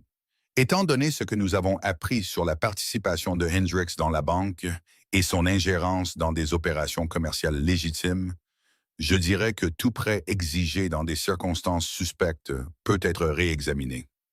Je parlerai personnellement à Morrison. Jack expira lentement. Alors, le ranch est en sécurité? Pour l'instant, mais vous aurez encore besoin d'argent pour reconstruire cette grange et remplacer votre fourrage d'hiver. Ça ne va pas être facile. On trouvera une solution, dit fermement Eleanor. On trouve toujours. Leur retour au ranch de Silver Creek semblait différent. Jack et Eleanor chevauchaient côte à côte, entourés d'éleveurs qui étaient venus à leur aide. Et pour la première fois depuis qu'Eleanor était arrivée à Cedar Creek, elle sentit que peut-être elle n'était plus si seule après tout. Quand ils atteignirent le ranch, Sarah avait préparé de la nourriture et du café pour tout le monde. Les éleveurs se rassemblèrent dans la cour de Jack et il y eut une célébration impromptue. Pas seulement pour l'arrestation de Hendricks, mais pour la communauté qui s'était unie. Thomas Martinez, dont la famille était la suivante sur la liste de Hendricks, s'approcha de Jack. « Nous voulons aider à reconstruire ta grange. Nous tous. Nous apporterons des matériaux, de la main-d'œuvre. Tu ne devrais pas avoir à faire ça seul. Je ne peux pas vous demander ça. Tu ne demandes pas. Nous offrons. Hendricks a essayé de nous diviser, de nous éliminer un par un. Il a presque réussi. C'est notre façon de dire que ce n'est pas comme ça que les choses fonctionnent ici. Plus maintenant. » La voix de Jack était rauque quand il parla. « Merci. » Au cours de la semaine suivante, fidèles à leurs paroles, les éleveurs vinrent. Ils apportèrent du bois, des clous, des outils et des bras solides. La nouvelle grange fut construite plus vite qu'Eleanor ne l'aurait cru possible, et elle était plus grande que l'ancienne construite pour durer. Eleanor travaillait aux côtés des femmes d'éleveurs, cuisinant des repas pour les travailleurs, organisant les provisions et lentement, prudemment, étant acceptée dans la communauté qu'elle avait cru ne jamais vouloir d'elle. Le 5e jour de la construction, Madame Chen, la femme de l'éleveur qui était partie après que son puits se soit asséché, s'approcha d'Eleanor. « Je vous dois des excuses, dit-elle doucement. J'étais l'une des femmes qui ne vous parlaient pas en ville. J'ai cru les commérages. J'avais tort. » Eleanor sentit des larmes lui piquer les yeux. « Vous n'avez pas à vous excuser. Si je le dois. Vous auriez pu partir quand les choses sont devenues difficiles. Vous auriez pu accepter l'offre de Hendricks et vous sauver. Mais vous êtes resté et vous vous êtes battu et vous avez aidé à nous sauver tous. Cela demande un courage que je ne suis pas sûr d'avoir. Vous avez plus de courage que vous ne le pensez. Vous êtes ici, n'est-ce pas, à aider à reconstruire? » Madame Chen sourit. « Mon mari veut revenir. Maintenant que Hendricks est parti, nous pouvons restaurer notre puits, recommencer. Nous avons entendu ce que vous, les Jack, avez fait, et nous avons pensé que c'est peut-être encore un endroit où nous pouvons appartenir. » « C'est le cas, dit Eleanor, pour nous tous. » Ce soir-là, après que les travailleurs soient partis et que le ranch soit de nouveau calme, Jack trouva Eleanor assise sur le porche, regardant le coucher du soleil. Il s'assit à côté d'elle, assez près pour que leurs épaules se touchent. « À quoi penses-tu » dit-il. « Je pense à tout ce qui a changé en quelques semaines. Quand je suis descendu de cette diligence, je pensais que je cherchais juste du travail. Je ne m'attendais jamais à ça. Aucun regret? Pas un seul. » Elle se tourna pour le regarder. « Tu m'as posé une question quand nous chevauchions vers Willow Creek à propos de m'épouser. C'était vrai ou c'était juste le stress qui parlait? » Jack prit sa main. « C'était vrai, c'est vrai. Mais je veux faire les choses bien, Eleanor. Je veux te courtiser correctement. Je veux que la ville voie que tu n'es pas seulement ma gouvernante, que tu ne l'as jamais été. Je veux qu'il sache que je t'aime et que je suis fier de t'aimer. Jack Walker, tu t'inquiètes pour ma réputation? Je m'inquiète que tu sois heureuse, que tu aies la vie que tu mérites. » Eleanor serra sa main. « Je suis heureuse maintenant, ici, avec toi. Alors, veux-tu m'épouser? Correctement cette fois, pas au milieu d'une fuite pour sauver nos vies. » Oui, 1000 fois oui. Jack l'attira dans un baiser qui avait le goût du café, de l'espoir et des secondes chances. Et Eleanor pensa que peut-être, juste peut-être, elle avait enfin trouvé un foyer. Le lendemain matin, ils se rendirent ensemble à Cedar Creek pour déposer la licence de mariage.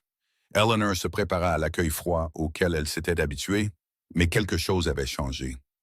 Les gens hochaient de la tête à leur passage. Quelques-uns souriaient de même. Au magasin général, le commis qui avait refusé de la servir s'excusa même. « Madame Miller, j'ai eu tort. Ce que j'ai dit, comment je vous ai traité, c'était honteux. J'espère que vous pourrez me pardonner. » « Je le peux, » dit Eleanor, car garder des rancunes demandait une énergie qu'elle préférait consacrer à la construction de sa nouvelle vie.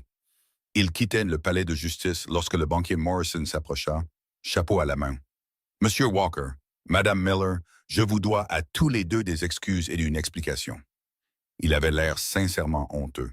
« Hendricks m'a fait pression pour exiger votre prêt. Il a menacé de me ruiner si je ne le faisais pas. J'aurais dû lui tenir tête. Je ne l'ai pas fait. Je suis désolé. » « Et le prêt? » demanda Jack. « Annulé. Le conseil d'administration de la banque a examiné la situation et a déterminé que le prêt avait été exigé sous de fausses prétentions. Vous êtes quitte. Et si vous avez besoin de fonds supplémentaires pour finir la reconstruction, nous serions heureux de vous aider, à des conditions équitables cette fois. » Jack lui serra la main. « Merci. » Après le départ de Morrison, Eleanor se tourna vers Jack. « C'est vraiment fini? Le prêt, les menaces, tout ça? » « Pas tout à fait. Nous devons encore nous occuper du procès. Le juge Patterson veut que nous témoignions contre Hendricks. »« Quand? »« Le mois prochain. Es-tu prête pour ça? Devoir te tenir devant un tribunal et raconter tout ce qui s'est passé? » Eleanor y réfléchit. « J'ai passé des années à avoir peur de ce que les gens diraient de moi. J'en ai fini d'avoir peur. Si témoigner met Hendricks en prison pour ce qu'il a fait à Daniel Marsh et a essayé de nous faire, alors oui, je suis prête. » Le procès arriva plus vite que prévu. Les avocats de Hendricks essayèrent de retarder, de faire déplacer l'affaire dans une autre juridiction, mais le juge Patterson n'en démordit pas. Le tribunal territorial était bondé le jour où Eleanor et Jack prirent la barre. Eleanor témoigna la première. Elle raconta au tribunal les menaces de Hendricks, ses tentatives de la forcer à quitter l'emploi de Jack, ses aveux sur le meurtre de Daniel Marsh. L'avocat de la défense essaya de la déstabiliser, d'évoquer son passé, mais Eleanor tint bon. « Oui, j'ai quitté mon mari, » dit-elle clairement, « parce qu'il était cruel et violent. Oui, les gens ont répandu des rumeurs sur moi, monsieur, mais rien de tout cela ne change ce que j'ai vu et entendu. Rien de tout cela ne change le fait que Marcus Hendricks a avoué un meurtre devant une douzaine de témoins. Quand Jack témoigna, sa voix était ferme et forte. Il présenta le journal de Daniel Marsh, expliqua l'escroquerie foncière, détailla chaque menace et acte de sabotage. Le jury écouta avec des visages de plus en plus sombres. La défense essaya de soutenir que les paroles de Hendricks avaient été sorties de leur contexte, que le journal ne prouvait rien, mais les preuves étaient accablantes. 12 éleveurs témoignèrent avoir entendu l'aveu. Sarah Perkins décrivit le bétail empoisonné. Tom Brennan de Willow Creek témoigna de l'homme de Hendricks cherchant les affaires de Marsh. Le jury délibéra moins de 2 heures. Coupable sur tous les chefs d'accusation, Le visage de Hendricks devint cendré. C'est une parodie. Je ferai appel. Mes avocats vont. Vos avocats ne peuvent plus vous aider, dit le juge Patterson. Marcus Hendricks, vous êtes par la présente condamné à 20 ans de travaux forcés pour le meurtre de Daniel Marsh. Complot en vue de commettre une fraude et tentative de meurtre. Que Dieu ait pitié de votre âme, car ce tribunal n'en aura aucune. Alors que Hendricks était emmené enchaîné, Eleanor sentit le bras de Jack autour de sa taille.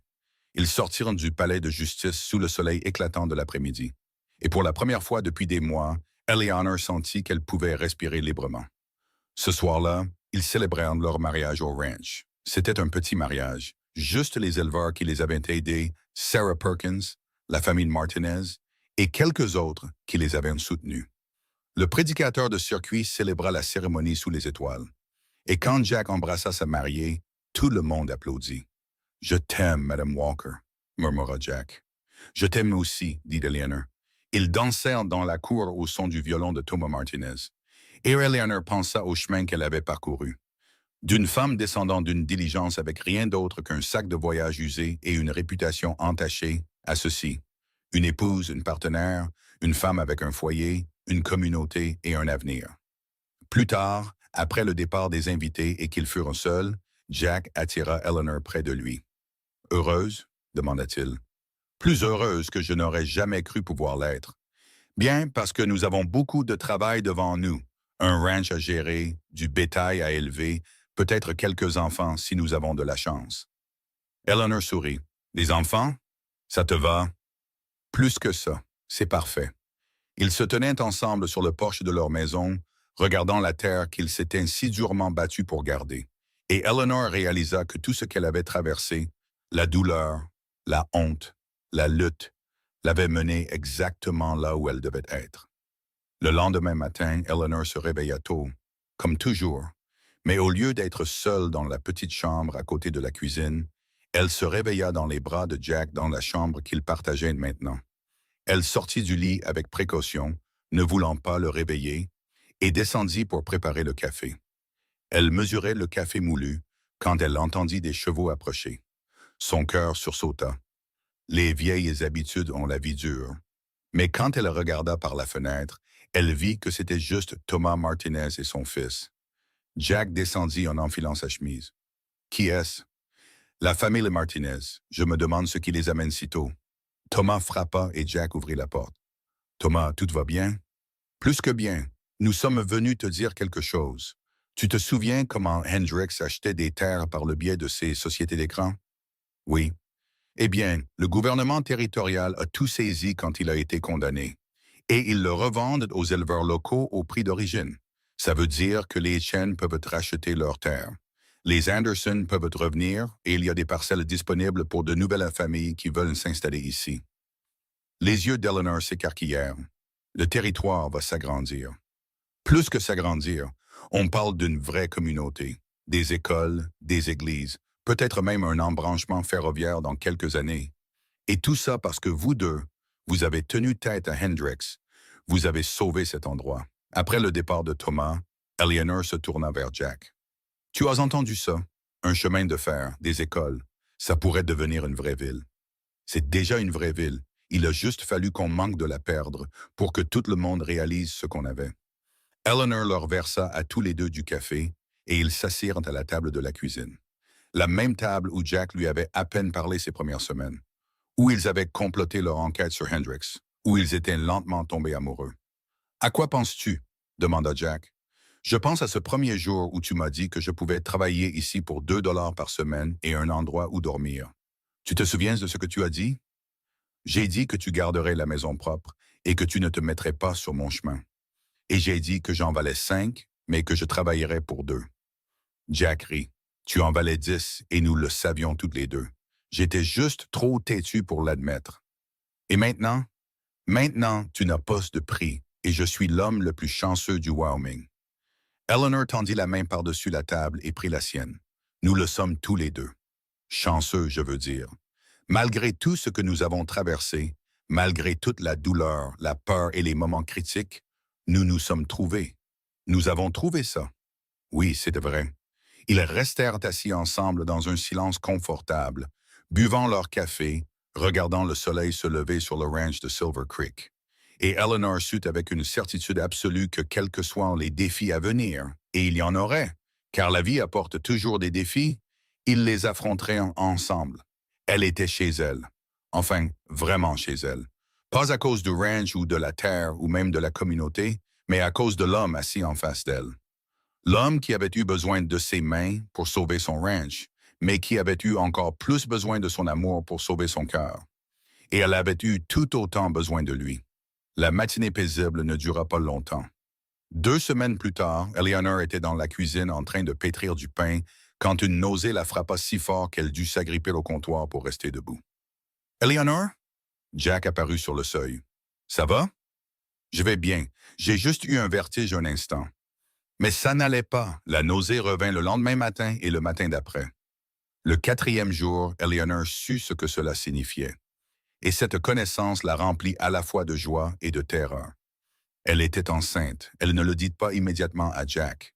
Elle voulait être certaine. Voulait attendre d'avoir manqué son 2e cycle mensuel. Mais Jack la connaissait trop bien. Il remarqua la façon dont elle ne pouvait plus boire de café sans que son estomac ne se retourne. La façon dont elle était fatiguée en milieu d'après-midi. « Eleanor, qu'est-ce qui ne va pas? » demanda-t-il un soir. « Et ne me dis pas que ce n'est rien. Je te connais. » Elle prit une profonde inspiration. « Je porte ton enfant. » Jack la fixa. « Mon quoi? »« Je suis enceinte, Jack. D'environ 6 semaines, je pense. » Son visage passa par une douzaine d'émotions en quelques secondes. Le choc, la joie, la peur, l'émerveillement. Puis il la prit dans ses bras si fort qu'elle pouvait à peine respirer. « Un bébé, murmura-t-il. Nous allons avoir un bébé. »« Es-tu heureux? »« Heureux, Eleanor. Je suis terrifié et ravi, et oui, je suis heureux. » Mais la joie d'Eleanor était assombrie par une peur qu'elle ne pouvait chasser. Elle n'avait jamais dit à Jack toute la vérité sur son premier mariage. Sur le bébé qu'elle avait perdu quand son mari l'avait poussé dans les escaliers pendant une de ses crises d'ivresse. Sur la façon dont le médecin avait dit qu'elle ne pourrait peut-être jamais mener une autre grossesse à terme. « Jack, il y a quelque chose que tu dois savoir, dit-elle doucement. À propos de mon passé, à propos de la raison pour laquelle j'ai peur. » Elle lui raconta tout. La grossesse qu'elle avait cachée à tout le monde parce qu'elle savait ce que son mari ferait s'il le découvrait. La chute, le sang, la douleur et le vide qui avaient suivi. Le sombre pronostic du médecin. Le visage de Jack était blanc quand elle eut fini. « Il a tué ton bébé. »« Oui. Et tu as peur que cette grossesse ne... » « J'ai peur de tout, de perdre ce bébé aussi. Que mon corps ne soit pas capable de porter un enfant. Que je te déçoive. » Jack lui prit le visage entre ses mains. « Tu ne pourrais jamais me décevoir, jamais. Et quoi qu'il arrive, nous y ferons face ensemble. Tu comprends? Ensemble. » Eleanor hocha la tête, des larmes coulant sur son visage. « J'ai si peur, Jack. »« Je sais, mais tu es aussi la personne la plus forte que j'ai jamais rencontrée. Et ce bébé ira bien, je le crois de tout mon être. » Elle voulait le croire aussi, mais la peur avait des racines profondes. La grossesse progressa et Eleanor essaya de se concentrer sur le positif. Le ranch était florissant. La communauté l'avait pleinement accepté. Jack et elle étaient heureux, mais la peur ne la quitta jamais complètement. Puis, au 3e mois de grossesse, Eleanor se réveilla au milieu de la nuit avec des crampes douloureuses. Elle resta parfaitement immobile, respirant à peine, priant pour que ça passe. Ça ne passa pas. « Jack, » murmura-t-elle en le secouant pour le réveiller, « quelque chose ne va pas. » Il fut debout immédiatement, allumant la lampe, son visage marqué par l'inquiétude. « Quel genre de problème? » »« Des douleurs, des crampes. Comme avant. » Les mains de Jack tremblaient alors qu'il l'aidait à s'asseoir. « Je vais chercher le docteur. »« Jack, c'est le milieu de la nuit. Le docteur est en ville. Je me fiche qu'il soit à Denver. Je vais le chercher. Reste ici, ne bouge pas. » Il partit dans l'obscurité et Eleanor resta seule dans leur lit, une main pressée sur son ventre, murmurant des prières qu'elle n'était pas sûre que quelqu'un l'entende. Jack revint 2 heures plus tard avec le docteur Harrison, qui examina Eleanor minutieusement pendant que Jack faisait les 100 pas dans le couloir comme un animal en cage. Finalement, le docteur sortit. « Elle va s'en sortir. Le bébé aussi. C'était juste de fausses contractions. courant chez les femmes qui ont eu un traumatisme antérieur, mais elle a besoin d'un repos complet au lit pendant au moins 2 semaines. Pas de travail, pas de stress, rien qui pourrait déclencher un travail prématuré. Jack s'affaissa ça contre le mur. Elle va vraiment bien? Elle ira bien si elle suit mes instructions. Et Monsieur Walker, votre femme a traversé plus que la plupart des femmes ne pourraient survivre. Elle est plus solide qu'elle n'en a l'air. Ayez confiance. Après le départ du docteur, Jack s'assit sur le bord du lit et prit la main d'Eleanor. Tu l'as entendu. Repose au lit, à partir de maintenant. Jack, je ne peux pas rester allongé ici pendant 2 semaines. Le ranch? Le ranch survivra. C'est toi qui compte. Toi et ce bébé. Mais la cuisine, le ménage, je m'en occuperai. Ou j'engagerai quelqu'un. Ou nous mangerons de la nourriture brûlée et vivrons dans le désordre. Je m'en fiche. Tu restes dans ce lit. Eleanor sourit malgré tout. Tu es autoritaire quand tu es inquiet. Tu n'as encore rien vu. Essaie de sortir de ce lit avant que le docteur ne le dise, et tu verras à quel point je peux être autoritaire. Fidèle à sa parole, Jack prit tout en charge. Il cuisinait, mal au début, bien qu'il se soit amélioré. Il nettoyait, il gérait le ranch et s'occupait d'Eleanor avec une tendresse qui lui serrait le cœur. Sarah Perkins passait tous les jours avec des repas et de la compagnie. D'autres femmes d'éleveurs rendaient une visite, apportant des vêtements de bébé qu'elles avaient gardés de leurs propres enfants, offrant des conseils et du soutien. La communauté qu'Eleanor avait autrefois cru ne jamais l'accepter l'enveloppait maintenant comme une couverture chaude. 2 semaines passèrent, puis 3. Le docteur l'autorisa à reprendre une activité légère et Eleanor retourna lentement à ses routines. La grossesse se poursuivit sans autre complication, et à mesure que son ventre grossissait, sa confiance grandissait aussi. Mais au 6e mois, un nouveau défi se présenta sous la forme d'une lettre. Eleanor triait le courrier quand elle vit l'adresse de l'expéditeur, et son sang se glaça. Boston, la famille de son ancien mari. Ses mains tremblaient en l'ouvrant. La lettre venait du frère de son défunt mari, William. « Chère Eleanor, disait-elle, je vous écris pour vous informer que la succession de mon frère a été réglée. En tant que sa veuve, vous avez droit à une partie de ses biens. Cependant, certains membres de la famille contestent cela, affirmant que vous l'avez abandonné et n'avez aucun droit sur sa propriété. Je crois que vous avez un droit, et je suis prêt à me battre pour cela en votre nom. L'héritage est substantiel, près de 20 000 $. Veuillez les répondre dès que possible. 20 000 $. Plus d'argent qu'Eleanor n'avait jamais rêvé. Assez pour assurer l'avenir du ranch, pour construire la vie qu'elle et Jack voulaient, pour s'assurer que leur enfant ne manquerait jamais de rien. Mais cela venait avec des conditions. Cela signifiait retourner à Boston. Cela signifiait affronter la famille de son défunt mari. Cela signifiait rouvrir des blessures qu'elle avait mis tant de temps à guérir. Jack la trouva debout à la fenêtre, la lettre serrée dans sa main. « Qu'est-ce que c'est » demanda-t-il. Elle lui tendit la lettre sans parler. Il la lut 2 fois, son expression s'assombrissant. « 20 000 $, dit-il doucement. « Oui, c'est une somme qui change la vie, Eleanor. Je sais, mais tu devrais aller à Boston pour le réclamer. Affronter sa famille, revivre tout ça. » Eleanor se tourna pour lui faire face. « Je ne veux pas de l'argent, Jack. » « Ne sois pas idiote. C'est assez pour... » « Je n'en veux pas. Je ne veux rien de cette vie. Je ne veux pas y retourner. Je ne veux pas me battre avec des gens qui me détestaient. Je ne veux pas me tenir devant des avocats et des juges et prouver que je mérite quelque chose d'un homme qui a essayé de me détruire. Je veux rester ici avec toi, à construire la vie que nous avons. » Jack posa la lettre. « Eleanor, réfléchis-y. Cet argent pourrait payer toutes nos dettes. Il pourrait agrandir le ranch. Il pourrait donner à notre enfant des opportunités que nous ne pouvons pas lui offrir autrement. Notre enfant aura tout ce qui compte. L'amour, la stabilité, des parents qui se choisissent chaque jour. Ça vaut plus que 20 000 $. Mais, pas de mais, je n'irai pas, Jack. Et si ça fait de moi une idiote, une orgueilleuse ou une têtue, qu'il en soit ainsi. J'en ai fini de laisser mon passé dicter mon avenir. » Jack l'attira près de lui, et Eleanor sentit son cœur battre contre le sien. « Tu n'es pas idiote, tu es courageuse. Plus courageuse que quiconque que j'ai jamais connu. » Eleanor écrivit à William ce soir-là, déclinant poliment l'héritage. Elle n'expliqua pas, ne justifia pas. Elle dit simplement qu'elle avait construit une nouvelle vie et n'avait aucun intérêt à réclamer quoi que ce soit de l'ancienne. Un mois plus tard, elle reçut une deuxième lettre, cette fois de William lui-même, pas de son avocat. Chère Eleanor, je comprends votre décision, bien que je ne puisse pas dire que je suis d'accord, mais je veux que vous sachiez quelque chose. Mon frère n'était pas un homme bon. Je le savais. Notre famille le savait. Nous vous avons fait défaut en ne l'arrêtant pas, en ne vous croyant pas quand vous avez essayé de nous dire qui il était vraiment. Pour cela, je suis vraiment désolé. J'espère que vous avez trouvé le bonheur dans votre nouvelle vie.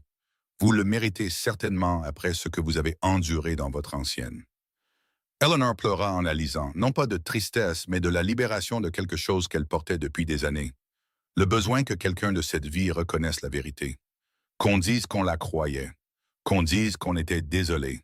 Elle montra la lettre à Jack et il la serra dans ses bras pendant qu'elle pleurait, ne disant rien, juste étant là. J'avais besoin de ça, dit Eleanor quand les larmes s'arrêtèrent enfin. Je ne savais pas à quel point j'en avais besoin jusqu'à ce que je l'ai. Pour tourner la page, dit Jack. Oui, exact. Oui, exactement ça. L'hiver fut rude cette année-là. La première neige arriva en novembre, et en décembre, le ranch était couvert de blanc. Le ventre d'Eleanor avait tellement grossi qu'elle pouvait à peine voir ses pieds, et les tâches simples étaient devenues des entreprises majeures. Je me sens comme une vache, se plaignit-elle un matin, alors que Jack l'aidait à sortir du lit. Tu es magnifique, dit-il. Tu n'es pas objectif. Ça ne rend pas la chose moins vraie. Noël arriva, et la communauté du ranch se rassembla à la maison des Walker pour une célébration. Sarah apporta sa fameuse tarte aux pommes. La famille Martinez apporta des tamales. Les Chen apportèrent des raviolis. C'était un festin qui reflétait la diversité du territoire en pleine croissance, et Eleanor se tenait dans sa cuisine, entourée de femmes qui avaient autrefois refusé de lui parler, riant, cuisinant et célébrant ensemble. « Regarde ce que tu as construit », dit doucement Sarah en venant se tenir à côté d'elle. « Pas seulement ce ranch, cette communauté, tu nous as tous réunis. Je ne l'ai pas faite seule. Non, mais tu as commencé, en refusant de partir quand les choses sont devenues difficiles, en tenant tête à Hendrix, en nous montrant à quoi ressemble le courage. » La nuit de Noël, après le départ de tout le monde, Jack et Eleanor s'assirent près du feu. Eleanor avait mal au dos, ses pieds étaient enflés et elle était épuisée. Mais elle n'avait jamais été aussi heureuse. « Le meilleur Noël que j'ai jamais eu, » dit Jack. « Moi aussi. L'année prochaine, nous aurons un bébé. Tu imagines? » Eleanor posa sa main sur son ventre et elle sentit le bébé donner un coup de pied. « J'imagine. Je peux voir tout notre avenir, Jack, et il est magnifique. » Le bébé arriva en février, pendant le pire blizzard en 20 ans. Le docteur Harrison ne put pas traverser la neige, et Jack mit au monde sa propre fille avec l'aide de Sarah Perkins et la pure détermination d'Eleanor Orr. « Elle est parfaite, » murmura Jack, tenant sa fille pour la première fois, des larmes coulant sur son visage. « Eleanor, elle est absolument parfaite. » Eleanor tendit les bras vers le bébé, et quand on le plaça dans ses bras, elle sentit quelque chose se mettre en place en elle. Cette petite personne aux cheveux noirs et aux yeux de Jack était la dernière pièce du puzzle. La preuve que de bonnes choses pouvaient naître de la douleur, que l'amour pouvait triompher de tout. « Comment devrions-nous l'appeler? » demanda Jack. Eleanor y avait pensé pendant des mois. « Hope, son nom est Hope. »« Hope Walker, » dit Jack. « C'est parfait. » Le printemps arriva, et avec lui des nouvelles qui changèrent tout. Le gouvernement territorial avait décidé de faire de Cedar Creek une ville officielle, avec un vrai bureau de poste, une école et finalement une église. Ils voulaient la nommer d'après la famille qui avait sauvé le territoire de l'escroquerie de Hendrix. « Walker's Creek, » dit le fonctionnaire quand il vint faire l'offre, « gagne l'honneur de vous et de votre femme. » Jack regarda Eleanor et elle sut qu'ils pensaient la même chose. Le chemin qu'ils avaient parcouru, tout ce qui avait changé. « Nous sommes honorés, » dit Jack, « vraiment. » L'école ouvrit cet automne-là, et Eleanor se porta volontaire pour enseigner 3 jours par semaine. Elle se tenait devant une classe pleine d'enfants, dont plusieurs dont les parents l'avaient autrefois rejetée, et leur enseignait la lecture, l'arithmétique et l'importance de défendre ce qui est juste. En rentrant chez elle un après-midi, elle s'arrêta au cimetière où ils avaient érigé une stèle pour Daniel Marsh. Elle déposa des fleurs sur sa tombe. Nous l'avons fait, dit-elle doucement. Nous l'avons arrêté. Ta mort n'a pas été vaine. Ce soir-là, Jack et Dale s'assirent sur leur porche, regardant Hope jouer dans la cour. Elle avait maintenant 15 mois, marchait, babillait et était pleine de vie. Penses-tu parfois à quel point les choses auraient pu être différentes? Demanda Eleanor. Si j'étais monté dans une autre diligence, si j'étais allé dans une autre ville, si tu avais refusé de m'engager? Tous les jours, dit Jack, et chaque jour, je suis reconnaissant que les choses se soient passées exactement comme elles l'ont fait. Même les moments difficiles, surtout les moments difficiles, ils ont fait de nous ce que nous sommes. Ils nous ont amenés ici. Eleanor s'appuya contre son épaule. Je t'aime, Jack Walker. Je t'aime aussi, plus que je ne pensais qu'il était possible d'aimer quelqu'un. Ils restèrent assis en silence, regardant le coucher de soleil sur le ranch qu'ils s'étaient si durement battus pour garder, entourés de la communauté qu'ils avaient aidé à construire, tenant l'avenir qu'ils avaient créé ensemble. 5 ans s'étaient écoulés depuis qu'Eleanor était descendue de cette diligence avec $8 et une réputation entachée. 5 ans depuis que Jack était un homme brisé, gardant à peine son ranch en vie. Maintenant, ils avaient un ranch prospère, une ville en pleine croissance, une fille qui remplissait leur journée de rire, et un deuxième enfant en route. Le ranch avait besoin de mes mains, dit doucement Eleanor. Mais tu avais besoin de mon amour pour guérir. Jack se tourna pour la regarder. Et j'avais besoin de ton amour pour revivre, pour me souvenir que l'avenir pouvait être meilleur que le passé, pour croire que l'espoir était possible. Hope, leur fille, leur avenir, leur preuve que les secondes chances étaient réelles, rit en poursuivant un papillon dans la cour. Et Eleanor pensa à quel point il l'avait parfaitement nommé. Parce que l'espoir était exactement ce qu'ils avaient trouvé l'un dans l'autre, et l'espoir était ce qu'ils avaient construit ensemble sur ce ranch du Wyoming, où 2 personnes brisées étaient devenues entières. Ils avaient résisté à toutes les tempêtes, vaincu tous les ennemis, surmonté tous les obstacles et en étaient sortis plus forts ensemble avec un amour qui durerait pour toujours. C'était leur histoire, leur triomphe, leur bonheur durement gagné. Et c'était complet, magnifique et absolument réel.